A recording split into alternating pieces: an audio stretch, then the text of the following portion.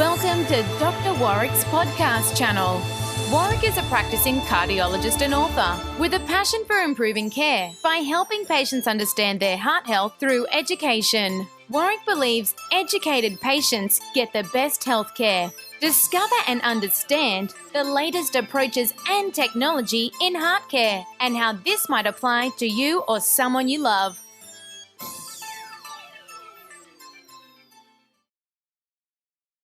Hi there, Hearties. It's Angela here from Healthy Hearties. I'm here with Australian cardiologist Dr. Warwick Bishop, who's kindly given up his time to talk through some of our most common questions that we receive in our heart group. So good morning to you. Well, it's good evening to you. Thank you for joining us, Warwick. It's a pleasure, Angela. In fact, it's afternoon and it's Father's Day. So Sunday. Oh, happy Father's Day. I hope you've been spoilt today. I've seen my dad and my kids have seen me. It's been a great day. Thank you. Oh, fantastic. So you have written a few books all about the heart, preventing heart attacks. So I was very excited to meet you and talk through some of the key issues really with the heart. So can you just tell us a quick little bit about yourself and why you're so passionate about prevention? Well, look, I'm a cardiologist, as you said. About 10 or 15 years ago, I really had an impactful patient experience where I literally was involved in the roadside resuscitation of a man who dropped dead during a fun run. Now, the confronting thing for me was that I'd seen the very same man some 18 months earlier, and I'd reassured him after a treadmill test. You can imagine that was just incomprehensible. And it really set me on a path to try and understand better how we could predict risk. But during that journey, Angela, what I've also realised is that best educated patients get the best healthcare. And the more people understand, the more engaged they are in their own health. And so I've written a couple of books trying to help and empower people, one on atrial fibrillation, one on heart attack prevention. And as you know, you've already helped me with one that I'm writing about cardiac rehabilitation. Yes, looking forward to that one. So am I. So are you happy for us to get going with some questions? Absolutely. So one of the, a common question we have is about stenting, which I know you do a lot of in your practice. So, and just so we have a little bit more understanding about stenting, how blocked does an artery need to be before you decide to stent?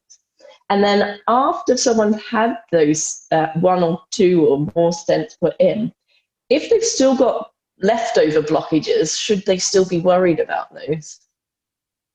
So, look, this is a fascinating space, and there's a couple of trials that sort of guide us as well. But first of all, from a practical perspective, sometimes it's really, really hard for us to evaluate critically if a narrowing in an artery is actually hemodynamic or flow limiting. And so what I mean by that is you might imagine your listeners or the people in your group might imagine a plastic tube that's been left out in the garden. It's got a lot of rubbish and dirt inside it. And you look at that plastic tube and it's clear and you think, oh, that looks like it's blocked. But if you run water through it, it actually lets water through really quite effectively. And the significance of that is to be really precise about whether something's flow limiting or not can be very hard in a three-dimensional moving object, which is what an artery is. And so we have different techniques, but essentially when we do an invasive angiogram and look closely at the artery, we're thinking that a narrowed artery that may need a stent is probably going to be 70% luminally narrowed compared to the normal artery. So we're thinking about 70% or greater. But we then have to prove that what we see, if it's close to that 70%, we then have to prove that it's actually causing flow limitation. Mm-hmm. So the way we prove that something is truly causing flow limitation is that we put people often through some sort of functional test. So a stress test may have led us to take someone to the invasive angiogram lab so we can get those very precise pictures. And our stress test would show abnormality that tells us that the heart's not getting enough blood during the time of exercise. So that's our functional proof, that's our hemodynamic proof that the narrowing is significant enough to limit blood flow. Mm-hmm. Would the same apply if they were having chest pain? Correct. So chest pain as part of the stress test is obviously some of the information that we collect and very important, together with shortness of breath, of course, as well. Now, the really interesting thing is that there's been a lot of talk over the last 5 to 10 years about whether we should be stenting all comers. And there's been a large trial done last year called the ischemia trial, which really looked at people who had 1 or 2 narrowings causing hemodynamic problems as evidenced by stress test abnormality. And they randomized those people to receiving a stent straight off the bat or just optimal medical therapy. And it turned out that after about the 3 or 4 years of follow-up, the lines for outcome in terms of major mortality, morbidity, and cardiac events was almost identical. And so we're starting to reframe how quickly we jump into putting stents in once we've proven an artery is a problem. And that ischemia trial sort of told us that if we're putting in stents to help angina, we're probably helping those patients in particular over and above optimal medical therapy. Okay. And so you've told someone, I've put in a stent or 2, but there was a few other blockages that didn't need stenting. Should they be worried about those? Is there anything they could do to reverse them?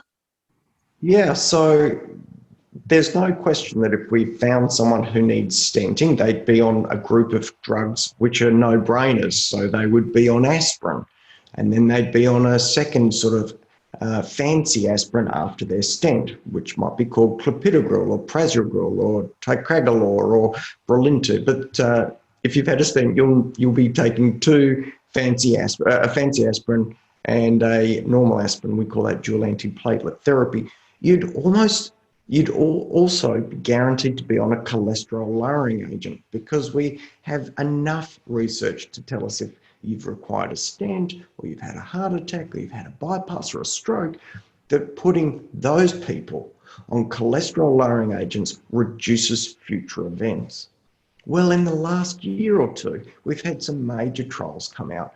The advent of these new lipid-lowering agents which can be injected, the what we call the PCSK9 inhibitors, these agents have allowed us to get cholesterol levels down to very low levels. And with that, we've run trials to literally look at whether we can get plaque regression. And we can. If we can get that LDL cholesterol, that so-called bad cholesterol, down under about 1.6 millimoles per litre, we give people a sporting chance of their plaque getting less and less. Interesting. Yeah. Really? There's not so many people offered that here unless they are not responding to the statins.